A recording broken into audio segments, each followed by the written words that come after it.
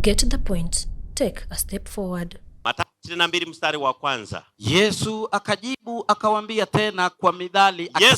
Yesu akajibu makutano akawaambia kwa methali. Ufalme wa mbinguni umefanana na mfalme mmoja. Ya kwamba ufalme wa mbinguni umefananishwa na mfalme mmoja aliyemfanyia mwanawe harusi. Ambaye alimfanyia mwanawe harusi. Akawatuma watumwa wake Huyo mfalme akatuma watumishi wake wawaite walioalikwa kwa kuja kwa harusini, ya kwamba waende wawaite watu wote wanaopatikana karibu na mbali walioalikwa waje harusini. Nao wakakataa kuja. Na wale watu, cha ajabu ni kwamba wakakataa kuja, hawakuja. Akatuma tena watu kwa wengine akisema, naam, akatuma wengine akawaambia, waambieni wale walioalikwa, waambieni wale walioalikwa, jamani, karamu iko tayari. Nimeandaa karamu yangu. Ndio. Ng'ombe zangu na vinono vimekwisha kuchinjwa. Vimechinjwa, viko tayari. Na vyote vimekuwa tayari, njooni harusini. Viko tayari. Sasa kazi ni ninyi mje harusini. Lakini hawakujali. Lakini watu hao walioalikwa kwenye karamu hawakujali. Wakaenda sawa. Hawakuitikia mwito. Wakaenda sawa. Wakaenda kila mmoja zao. Sikiliza walivyokwenda. Mmoja shambani kwake, mmoja akaenda shambani mwake, mmoja kwenye biashara yake, na mwingine akaenda kufungua duka yake au kuuza mitumba alichokuwa anafanya, sijui, usiniulize. Akaenda kwenye shughuli zake za kibiashara. Nao waliosalia kati ya walioalikwa wakawakamata watumwa wake, wakatenda jeuri. Wakawakamata wale watumwa waliotumwa kwenda kuwaalika, wakawatendea vibaya na kuwaua. Basi yule mfalme akaghadhabika. Yule mfalme alipopata habari ya kwamba hawajaja wageni walioalikwa karamuni, na pili ya kwamba wamewakamata watendakazi wake, wamewafanya vibaya, wamewaua, akaghadhabika. Moyo wake ukachawa na hasira, akashikwa na ghadhabu iliyo kubwa. Akawapeleka majeshi yake. Akaita majeshi yake, maana ni mfalme, ni kama rais wa nchi. Akatuma jeshi lake, akawaangamiza wauaji wale. Wakawaangamiza wale wauaji wa watu wake. Akauteketeza mji wao. Biblia inasema mji wa Ikoba ukateketezwe kwa sababu watu wametendea vibaya utendakazi wa mfalme. Kisha akawaambia watumwa wake. Kisha akawaambia mitume wale watendakazi wake waliosalia, harusi i tayari. Bado mimi ninaendelea na ajenda yangu. Harusi iko wapi? Tayari. Iko tayari. Lakini walioalikwa hawakustahili. Walioalikwa karamuni hawastahili, hawakujali, hawajaja. Basi sasa enendeni hata njia panda za barabara. Sasa nenda kwenye njia panda.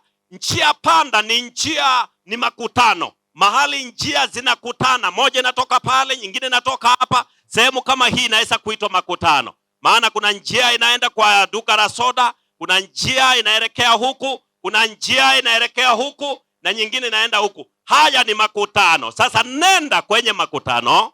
Na wote muwaonao waiteni harusini. Yeyote mtakaye muona akipita kwenye njia hizo, muiteni aje karamuni. Watumwa wale wakatoka wakaenda njia kuu. Wale watumwa wakaitwa wakaenda katika njia kuu.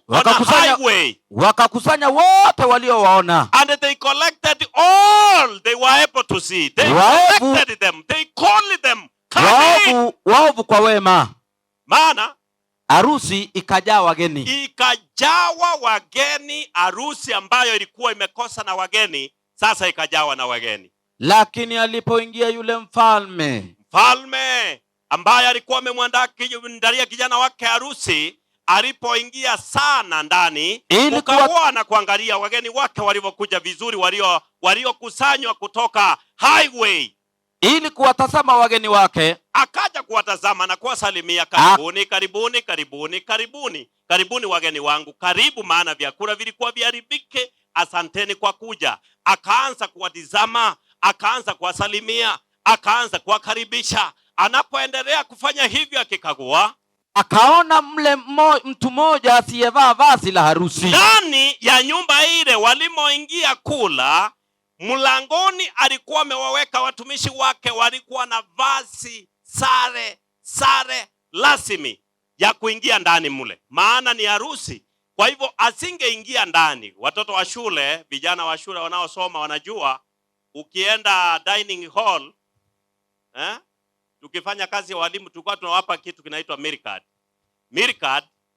Unapokezwa ili ukifika mlangoni yupo mtu wa kumark, anaangalia wewe umekubaliwa kura, ingia. Sasa kuna vazi ambalo walikuwa wamepewa, mfalme ameandaa kwamba yeyote atakayeingia hapa mfarishe ili vazi, ili ninapokuja ninatambua ni mmoja wa wageni wangu.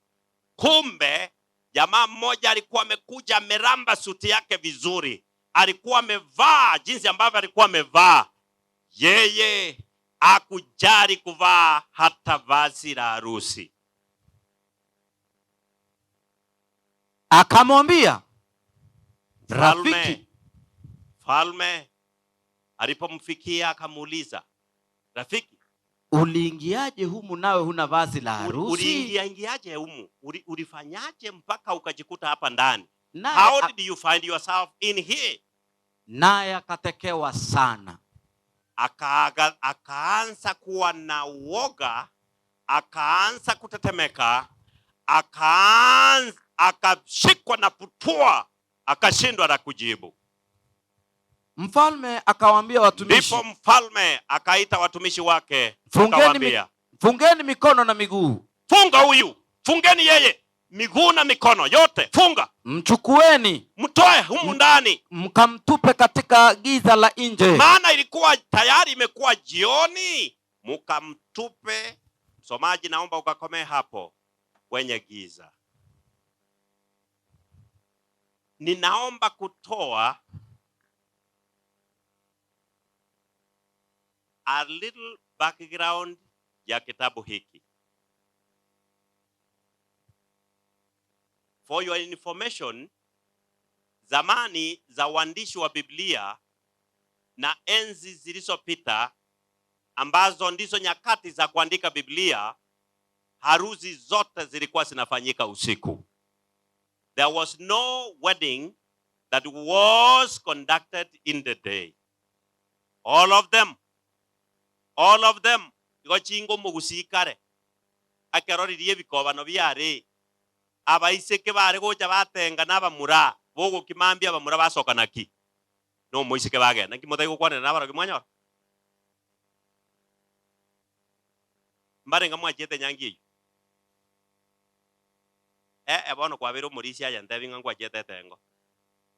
Ate na inje na batebi na tenga teke nanda gya 1981 2 3 liria page bottom mwere. Ando mbare ko beke platform. Batenga pungasi ara maji. Mambi bogo kio moise kokoraki. Oirua.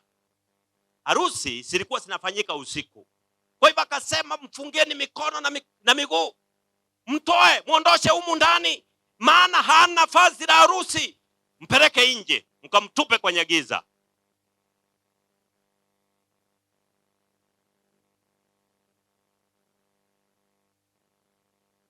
Lakini mkumbuke ya kwamba walikuwa wamealikwa watu special, wamepewa barua. Wakaambiwa ingieni kwenye karamu ya kijana wangu. Kijana wangu anaoa. Njoni mule na munywe kwa starehe zenu. Ya ajabu ni kwamba watu na maringo yao na sababu zao wakapuuza wito na mwaliko wa mfalme. Harusi haikuwa ya hivi hivi. Haikuwa ya mtu ombaomba. Haikuwa ya mtu hoi hai. Ilikuwa ni high class wedding. Ilikuwa ni harusi ya mtu mkubwa, mfalme mwenye jeshi, aliye na vinono. Ng'ombe zimechinjwa, mbuzi zimechinjwa, outside catering imefanya kila kitu. Wakati wengine wanatamani kupelekwa mahali kama hapo, wale watu walialikwa hawakuingia, hawakujali. Biashara zao zikawa zimekuwa na nafasi kubwa kuliko mwaliko wa mfalme. Biashara zao, kazi zao zikawa za dhamani kuliko mwaliko wa mfalme. Naomba niwaambie, Yesu akisema na watu wake kupitia kwa mafumbo na msamiati na misemo, akazungumza, akalinganisha ufalme wa mbinguni pamoja na mfalme mmoja aliyealika karamu. Akawaita watu waje karamuni. Lakini kama ambavyo tumesoma, watu wakapuuza. Yesu anasema ya kwamba njoni kama ulivyo. Waliokuja hawakuwa wanaleta chochote. Mbasabe tugetoro vare koreta na. They were coming just the way they were. Their work was to wash their stomachs and prepare them ready to eat. Ninashukuru sana kwaya ilivyo toa maigizo na kuimba hapa. Mliona watu wamebarikiwa na talanta kweli kweli. Kwaya tunawakufuria kofia. Bwana atukuzwe.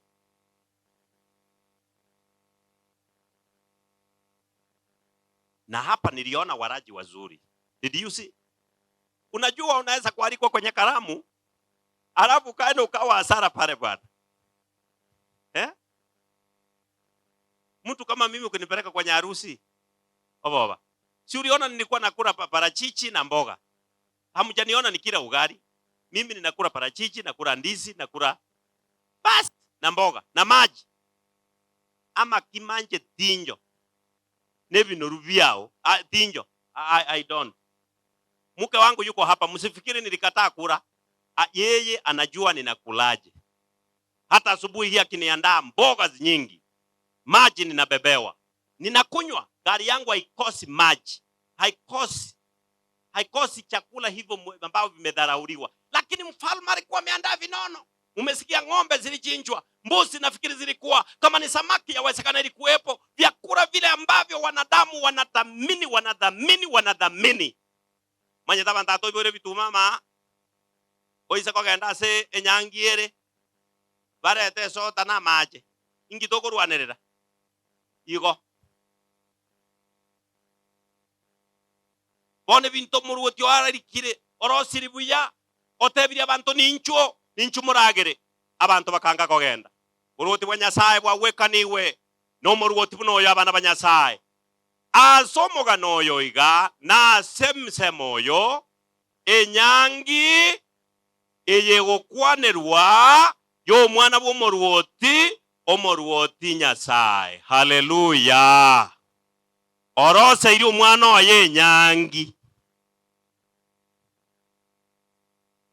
Noyo gocha gokagwa ekiagera enyangi nige gosibugati omosacha no mokungu omwana oye oyore gokorerwe enyangi igakoro ku Yesu Kristo. Haleluya. Nero gocha kanyonyome kanisa abana ba Nyasaye. Noyo konyomwa gosomo lyakari ne kanisa ya Nyasaye ntigari. Haleluya.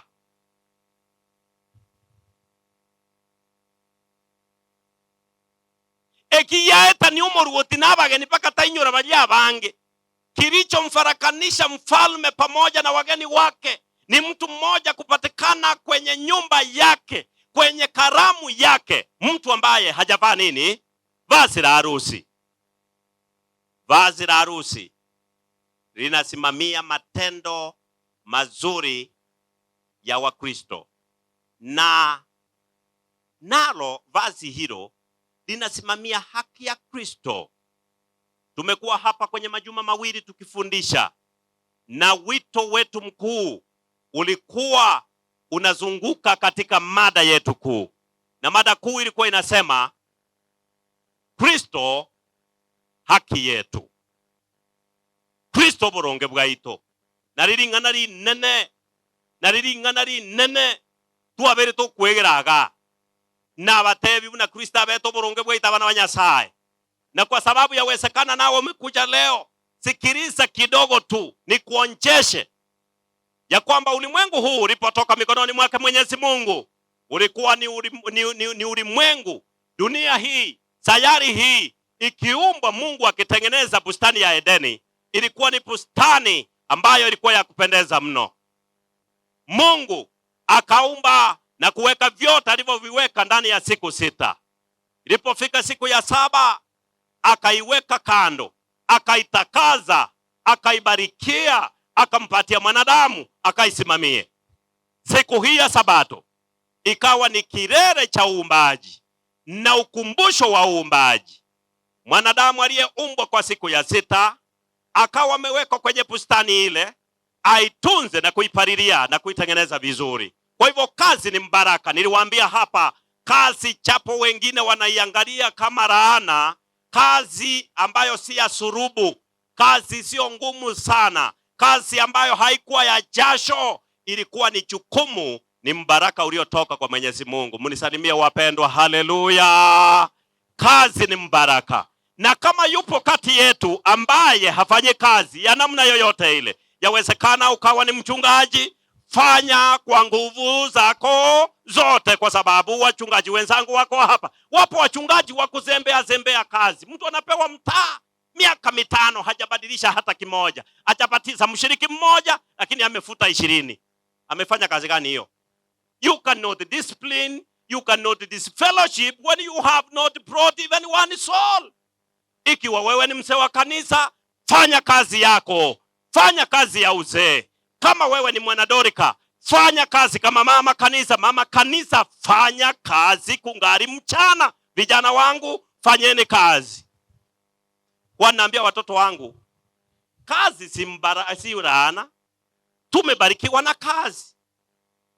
Nyumbani tunawawana majukumu. Wewe fagia nyumba, osha nyumba, deki vizuri, osha vyombo, mmoja apike asaidie mama yake, na mimi nishughulikie kuku, nishughulikie ng'ombe, nishughulikie mbuzi, nishughulikie mpaka wanyama wote. Tunaambizana, leo unafanya nini? Wewe unakwenda wapi? Umbo wamekula wajara, kwa sababu ni majukumu.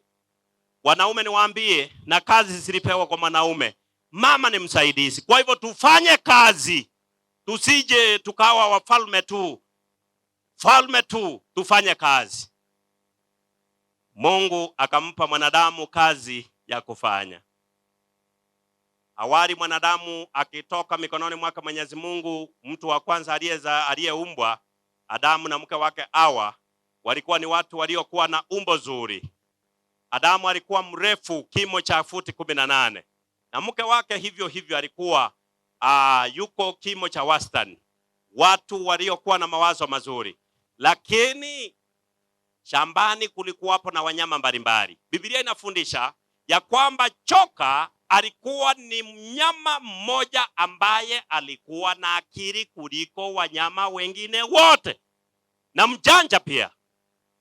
Baada ya Mungu kutoa maagizo, katika shamba hili, katika bustani hii, matunda yote yaliyomo mnaweza kula, lakini mti ulioko katikati mwa shamba msije mkale matunda yake, maana siku mtakapokula kufa, mtakufa hakika. Mungu akaahidi kutoka kwa kinywa chake, akamwambia mwanadamu, mume anayeitwa Adamu, na niwaambie, alikuwa amkumbushe mke wake siku zote ya kwamba mti ulioko katikati ya shamba is a go no zone, ni sehemu ambayo hatuhitajiki kwenda. Ni jukumu la kila mwanaume kukumbusha mke wake ya kwamba kuna vitu ambavyo Mungu ameweka kando, kama ni zaka na sadaka, tusije tukara, maana siku tutakula hakika tutakufa. Lakini mwanaume huyu akashindwa na jukumu lake, akamwachilia mke wake akatembea kidogo. Na tangu enzi hiyo wakina mama kazi yao ni kwa adimaya, wakikutana na nini, wakijungana na kangumu, ereno gusangirelio ebyanga bikamiso nini ojabu once na bagokorera kibesa none cyo kigore bitume chiro. Basi akareta matunda, na walipo asi amri ya Mungu kwa kula lile tunda,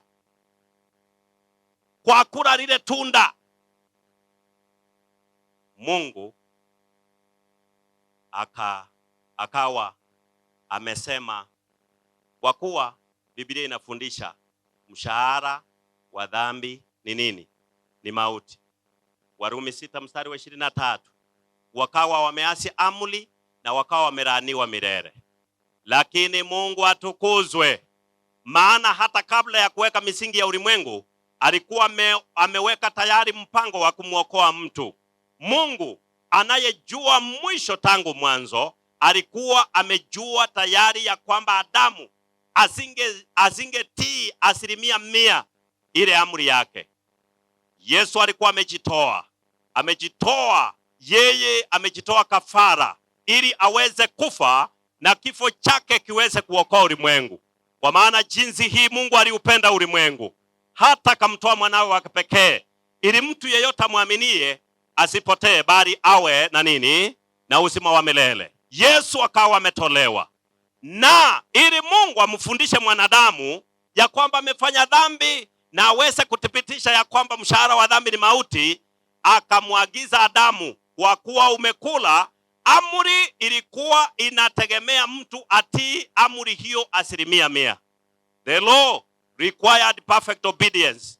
Na hivyo amri au sheria ikamwashiria kidole mwanadamu afe. Nilifanya demonstration hapa ya kwamba mtu alikuwa amelaaniwa kufa milele, lakini Yesu akaja katikati mwa mtu pamoja na sheria. Sheria inaposonda kidole mtu anapaswa kufa. Yesu akaangikwa msalabani hapa katikati. Anapokufa msalabani akasema, Eloi, Eloi lama sabakitani, baba yangu mbona waniacha? Lakini akasema imekwisha. Mpango wa wokovu ukakamilika. Mtini mwana wa Mungu aliposulubishwa, alisulubishwa ili kifo chake kikaokoe Ontweka kama mchungaji, kama mtu wa Mungu, na sio mchungaji, kama mdhambi, na wadhambi wenzangu, raia wa ufalme wa mbinguni. Haleluya. Akamchukua kondoo ambaye hakuwa na hatia, kondoo ambaye alikuwa ni msafi, hakuwa na doa wala ng'oa, akamchinja. Akatoa ile ngozi, na ile ngozi aliyoitoa akaitengeneza nguo. Mkumbuke katika 3:9, mwanadamu Mungu anapomuuliza uko wapi? Nimesikia sauti yako nikajificha. Kwa nini? Nilisikia ukikanyaga unakuja. Je, ni lile tunda umekula? Mwanadamu akashindwa cha kusema. Mungu akachukua hatua. Na ndio maana nasema katika Yohana 15:16 nasema, sio ninyi mlionipenda mimi, bali niliwachagua mimi. Sisi hatukuchagua Mungu. Ni Mungu ametuchagua kupitia kwa mauti ya mwanae Yesu Kristo. Kwa hivyo akachinja yule mwana kondoo. Na mwana kondoo aliyechinjwa, Adamu akaangalia damu ikimwagika kutoka kwa yule kondoo, na kwa kuangalia damu ikimwagika akakumbuka neno la Mungu, siku utakapokula hakika utakufa. Kondoo akafa kwa nafasi ya mwanadamu. Ile damu iliyomwagika, yule kondoo aliyekufa alikuwa anamwashiria miaka mingi baadaye mwana wa Mungu Yesu Kristo. Haleluya. Alikuwa anamwakilisha Yesu Kristo ambaye alikuja miaka mingi baadaye, yule kondoo. Lakini mwanadamu alikuwa ametengenezea vazi la kutengenezwa kutokana na msabibu. Wakachukua matawi wakashona nguo. The Bible tells me immediately he discovered he was naked, he made himself an apron by using the fig trees. Lile vazi waliloshona wakitumia matawi lilikuwa ni haki ya mwanadamu ya kujitengenezea. Sasa Mungu anapochinja mbuzi, akatupa yale matawi, akaondoa the righteousness of man, akamwekea ngozi ya mwanakondoo. Ngozi, damu imewagika, kifo kimetendeka, imetoa, it has confirmed that the wages of sin is death. Sasa ile ngozi, nguo iliyotengenezwa kwa ngozi, ilikuwa inasimamia haki ya Kristo. Haleluya. Toeni haki yenu, niwafarishe haki yangu. Maana haki yenu ya kujitengenezea vazi, matawi hayatastiri uji wenu, lakini ngozi ni ngumu, haki ya Kristo. Falme anapoingia kwenye harusi anafanya ukaguzi. Kule ukaguzi wa kusalimia na kubariki na kukaribisha inaashiria, inaonesha ya kwamba ndivyo katika siku za mwisho Mungu anapoendelea kufanya kesi za uchunguzi. God who is ever on the mercy seat. Na tangu mwaka 1844, sina wakati wa kueleza, lakini tulipitia katika mafundisho mengine. Yesu alitoka kutoka mahali patakatifu akaingia mahali patakatifu patakatifu. Mnaosoma habari za hekalu, hekalu lilikuwa na sehemu ngapi? 3. Sebure, mahali patakatifu na patakatifu pa patakatifu. So if eyene egora ana asachenu mono Yesu garuete kurwa asachenu agasoa asakuru kungaki achenu mono.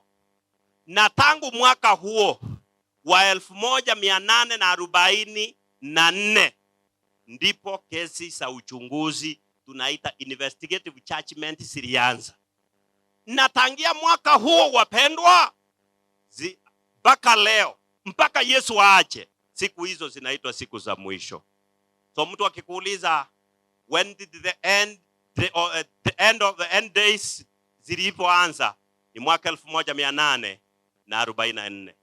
Na uwezi ukasema Yesu amekawia. Niliwahubiri hapa kutoka kwa 2 Peter chapter number 3 verse 1 through 9 ya kwamba watu wengi wametokea wakihoji wapi ahadi ile ya utimilifu wa ahadi ile ipo, ya kwamba naenda kuandalia makao nitarudi tena. Ipo wapi? Tangu wazee wetu waliozaliwa wamelala na vitu vyote vinaendelea kama kawaida. Watu wanaoa, wanakuwa, wanakufa, wanapiga biashara, wanapata faida, wengine hasara, mambo yote ni kama sawa. Hapana, Yesu anarejea. Kwa kuwa tulisoma hizi siku ambazo unaona ni nyingi zimekawia, kwa Yesu, kwa Mungu, siku moja ni sawa na miaka ngapi? 1000. Na miaka 1000 ni sawa na siku ngapi? Moja. Kwa hivyo Yesu hajakawia, lakini kwa sababu ameandaa karamu na Mungu ndiye amemwandalia mwanaye karamu, wakati anarudi atakukuta uko ndani ya vazi la harusi ambalo linasimamia haki ya Kristo, ambalo linasimamiwa na matendo mazuri. Je, umekubali kuingia ndani ya vazi la harusi? Au karamu inapoitwa wapendwa, utakuwa ni mmoja kati ya watu walioalikwa? Umekaa kanisani, nimekaa kanisani, wengine tunahubiri, wengine tunahubiriwa, wengine tunaimba, wengine tunafanya kazi za mkono kanisani. Ni hasara kubwa kulipwa ujira na wenye dhambi waliojitoa. Wapendwa, nikuambie itakuwa ni afadhali kufa ukiwa nje ya kanisa kuliko kuingia ndani ya kanisa na ufe ukiwa humo. Ni hasara kubwa, ni hasara kubwa. Haina faida. Jambazi aliyejitoa akiwa na punduki anaendelea kuibia pengi, na wewe eti uko hapa unaimba kwenye kwaya, unahubiri sawa na Ontweka, unafanya kazi kanisani, wewe ni shemazi, na bado umekita mizizi katika usinifu, katika uchawi, katika vitina kanisani, katika uombea. Umbea ni mambo ya masengenyo kanisani. Watu wengi wamo ndani ya kanisa sawa na wale walioitwa, lakini yawezekana yuko mmoja, yawezekana uko mmoja, yawezekana ni wewe, yawezekana ni mimi, bado sijaingia ndani ya vazi la Yesu Kristo. Vazi la harusi ni matendo mazuri, na ukiwa na matendo hayo, basi wewe umekuwa na nafasi nzuri ya kufikwa haki ya Yesu ambalo ni vazi jeupe. Haleluya! Nione ambao hawajaniacha mwantigire mbarenga bagotenganya saba kwa sobu ya bwaye komoru Kristo gotokwera so musaraba. Halmina wabekire yanga ye nyangi yaye, yanga ye nyangi tajiye kwaya usemo katengana rei tajiye bintevi. Hii ni matambara tu ya dunia yanapita.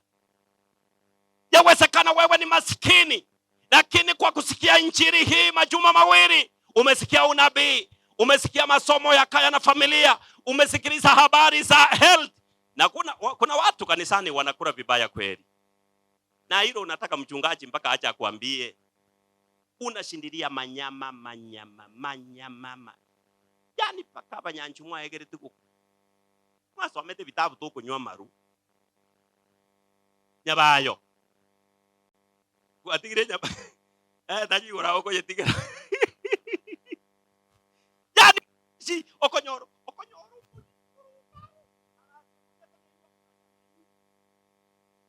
usobusunzu tu umuntu akurwanirira araita umuntu iguru yenyama, yani obatebwe nsiyi.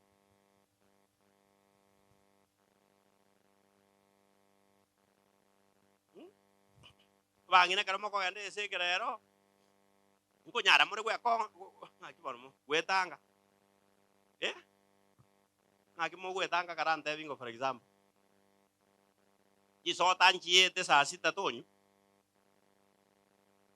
iraeta igeye ndere nembaririe saa mbire notige neke enenga nkora agenda muri nendwani bunanko yu mojo murangira kerere kamo nje neboreri nintagete indomba korenga obe kwanginyoiri haji kumba abashiriki nabo ayabono mbuya kwareterese niye ngagenda kubwatania nyangi bona bwatanire nyangi na korire unachoke ungene sharusi unawaacha wakiimba. Kumbe tulikuwa pale na wazee wengine na mchungaji mwingine. Ngayuba katabaninga ki karatiga baragenda. Karatiga barakoraki. Ngo kiranga ngiki bako tabarakini. Babo ngaba bako genda. Bakara beke bitare bietini. Ebietini ngakibiko tabase nyangi.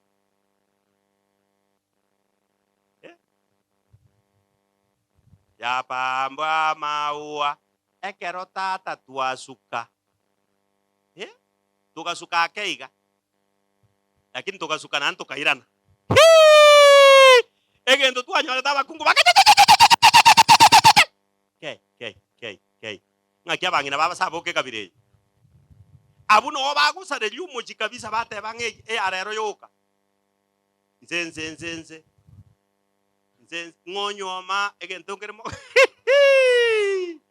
Abangina bago itakumfu. Ay. Omugambi ngo kagwara abantu baye.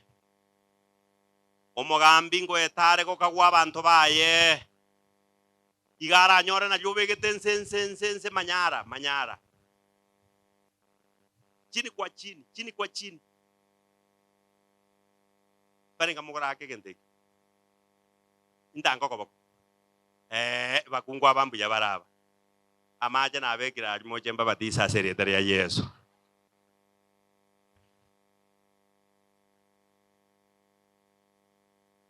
Je, wapendwa, unafikiri kuja kwako kanisani miaka mingi kunaweza kusalimisha maisha yako? Unafikiri kuimba kwenye kwaya unaweza imba kwenye kwaya Mungu akakuhurumia? Imba ukiwa umetoa moyo wako wote kwa Yesu. Imba na uvae vazi la harusi, usije ukajivarisha vazi lako. Maana watu wengi pamoja na kwamba wanadumu kanisani bado wapo katika matendo ya giza. Watu wanaendeleza propaganda na agenda za kishetani kanisani. Kama ni vitina wanaviendeleza. Onye nechituka igomenyete igobwate jirani utarigo kwani. Bona aye no tiga undali barete crusade tokobatize. Haleluya. Ekiagara guru muribe kanisa.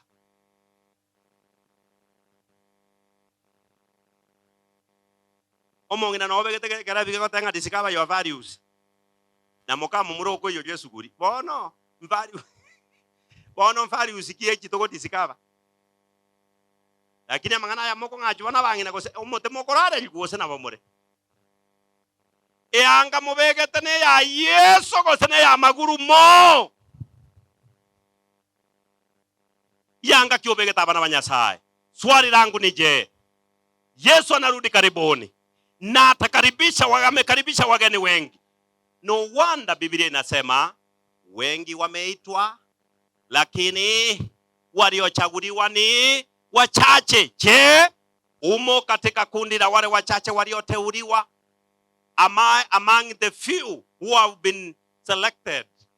Maana walikuja wengi. Are you among them? Dore ange ereka gocha dande montera jo gwakare ntera jo kotera ntota jo kwabono ntera jo gwakare ogwakare nore ange ereka gocha kagocha nore ange igoromonu Ngochare kabe angoro toto monene ka gocha ngange are ngochare ngange are ngochare nachi chebwango oro toto monene ka gocha. Abana banyasaye omubwekano oyo Yesu arueta ase Mathayo 22 ni sawa na ule mfano ametoa katika Mathayo 25 ya kwamba walikuwapo wanawali 10 walioalikwa kwenye harusi, na katika enzi hiyo, enzi wakati wa mashariki, harusi nimeshasema zilikuwa zinatendeka zinafanyika usiku. Wakawa wameambiwa mubebe taa zenu mikononi na mafuta muwe nayo. Wakaja wote wanawali 10. Wanaitwa wanawali because all of them profess the truth, the knowledge of God. Wote wanaitwa wanawali kwa sababu bagotebanga n'abana banyasaye bare buna tore igabono gati ngwatanana gati abantu bagochigotore na bagochigosira oyo manyete libanchore nengano ningo nyasaye baburu bagacha. Walikuwa wao wote wanavasi la harusi. Kitu cha pili ninapenda kuhusu habari hii nikilinganisha na hii ya kwamba wote walikuja, walikuwa wamepewa mwaliko na hakuna aliyekosa, sawa na ile ingine ya 22. Wao wakapewa mwaliko, kwa hivyo barua walikuwa nazo, tena wakakubali wakaja wote 10. 3 walikuja wakiwa wamevaa vizuri. 4 wote walikuwa na taa zao mikononi. 5 walikuwa wote wana mafuta ndani yake. Wote wakakesha, wote wakachoka, wote wakarara. Lakini usiku wa 8 wakati bwana harusi anarejea, kukawa ni kerere usiku wa 8. Amkeni, bwana harusi mliomsubiri ndiye huyu anaingia. Walipoanza kutulimu taa zao, chapo walikuwa wanaonekana sawa kwa kila hatua, wakapatikana 5 walikuwa na spare oil. Wengine 5 hawakuwa na mafuta mbadala kwenye vijuba vyao. Wale waliokuwa na mafuta mengine kidogo wakaweka kwenye taa zao zikaendelea kuwaka.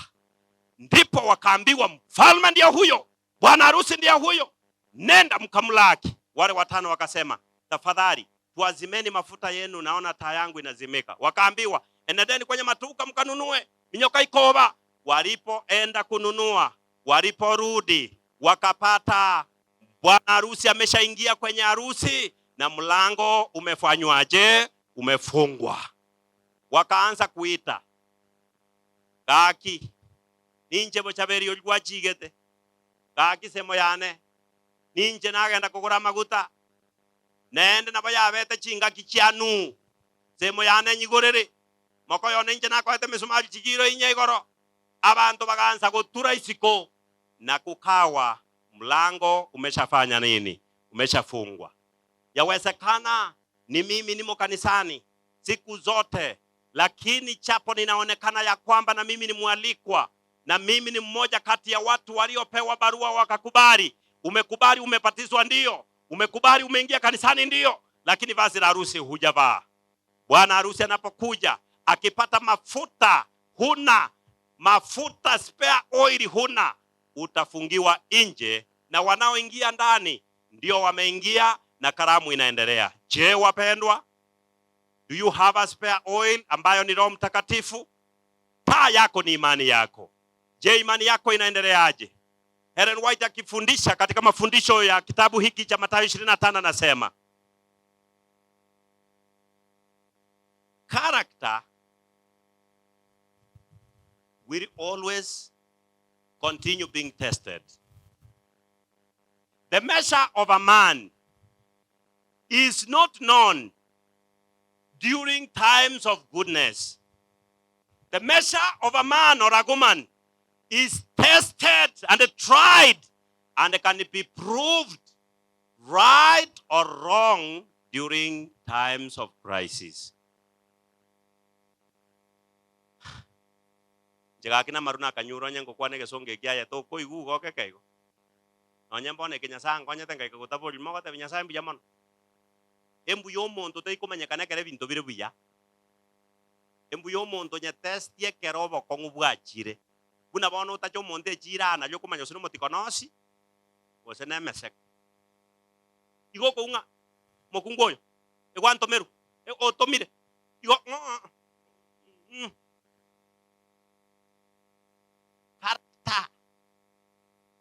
Character.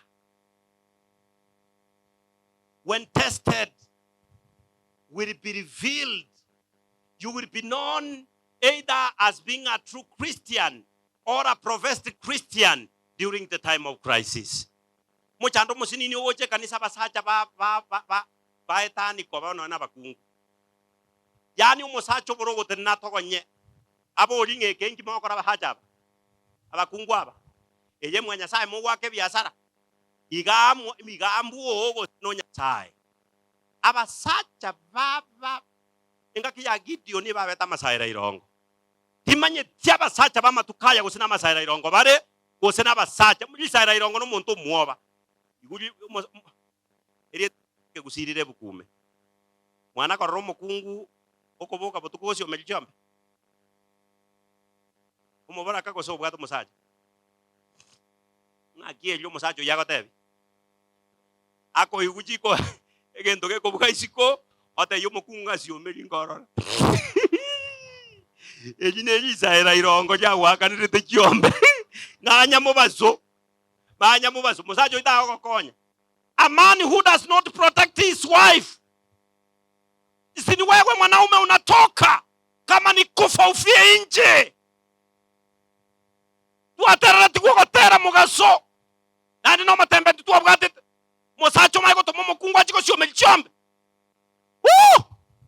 Abasacha aba. Iga ikoba mukara gokora. Abudai bagusi. Ne kanisa ekerego songwa. Abasacha babwana tabatene nenga. Iga mwanya sae tuakanire. Haleluya. Biashara yako upeleke unakotaka. Hapa wingi. Haingi mtu humu. Kama ni kufa, nitakufa. Na yo mukungu togo siga terelyo mogaka gochie senyasi ngagenda batebereri. Ngarorenga kye yemo. Kondo mosae kabla sijaja wa mchungaji. My wife could know this because she knows. I don't know. I will ask you later if I've told you this. And you know, we were together then. Morandi agache district. Abangina bagaja ko matenga ga kipasta. Bintombire binda ago akabatenga obe. Pastor ne. Obate birigo sembona jaget. Mokungu moronge. Ekera abantu bago ta ingonda ndalyo toira buya. Ayayu. Naendo ko batenga mbona jaget. Kato ko batenga na igura point mami. Ingi naendo morocha ako korage talboronge. Nayo ko konyo mo basta. Naye retika seti buna bono yo nari ategete. Asa manganare boge ko mate mo kaone are ko ganjere ko sune mbatonga na bolino ko jingo ko kwana ya sabanto. Kanyeka. Umanyete mo ina gamba are ko tenga mara moja. Musacha tayo paka biwoti bare ko mate weekend. Lakini rena are kama tabinga upuzi huo kama unaenda kuzungumza ile ujinga tena leo mimi siende na wewe. Moyo tkeranga kimongi ngakora. Obe nyonyo, oboba. Ngaje boba bwagenda. Oboba. Boba bwagenda. Wantigire. Nayo gukanyo musacha nga keke. Yene kanisa. Inche tintage timaragere libwongo. Wone onya kokore bikoje binande kobekera maboko ogendo libuende gosonga anyi kuruga omanya kokendere bituruturu tali yoko matainga kokore tarande ngo genda basomere kabisa oita imokungu district ita okonyo kanisa ita okonyo umukungu mongaini igago tebanga koruga nyomba anko iyo pakalingane liwante biringa kikiagera kwa kwane kanisa bo. Haleluya. Mosacha tegerere. Na bara abeta gotebi. Por example, diganda goteba sacha bagusibina bagorwa majibu. Oyo one no ara. Musacha gatebi ngaki na igure. Mangana itiga korek. To ganyate benga nyabiri. Musacho gusita igoteba nga sorry. Igo bagoteba nga mangana itiga korek. Na itiga ko gendere story. Gateba nga mangana itiga korek. Igo igure. Character is tested, tried, and proved during times of crisis. It was in the midnight that the groom came. During the midnight, it was dark. People were tired. People were asleep. And that was times of crisis. Omonyomi tare go chamugaso. Ekere mugasa bantu bonsinga kibakoret. Ebatokoret. Igo bago cherubo tuko chinga kichiriogo kunu wana korara oike omontago ture akaro gwetega no ekiara go tokoretiki tobwat anga kinti una wana karo chombe che virus anane ya botuke karore gatigati echitoro ka kyonyoro moivyo ino arangene ketanda kiao ngakura mokore ekiara ngo sare yare ki na bumunyomi achiti chinga kiecho nekere gesunda kiabere kerima obo Kristo bwa kongire egesunda kyobo Kristo kiabeire na yo monyomi agokora kiminto agocha Yesu muruote. Hallelujah. Lakini no tenene during that crisis will you stand? Wangapi wanasema mchana wa leo, Mungu, nimeona ya kwamba karamu kweli umetualika, lakini kumbe nimedumu kanisani na vazi la harusi sina. Yawezekana ni mimi, yawezekana ni wewe. Baada ya kusikiliza mahubiri haya, unaomba Mungu nisaidie nami nisikose vazi la harusi. Yawezekana nimekuja kwenye crusade majuma mawili, lakini sijaoa, hujavaa vazi la harusi, hujapatizwa ndani ya maji mengi, hujakubali wito huo. Yawezekana umejificha huko mbali, kumbe huwezi ukaingia ndani ya harusi pasipo kufaa harusi. Na unasema mchana wa leo, ninasema mchana wa leo, pasa unapoombea wengine wale ambao wamejitoa na maji tumeweka tayari kwa ajili ya ubatizo, nami niwe mmoja wao. Vazi la harusi nami ninaliomba. Je, kuna mtu wa namna hiyo? Get the point. Take a step forward.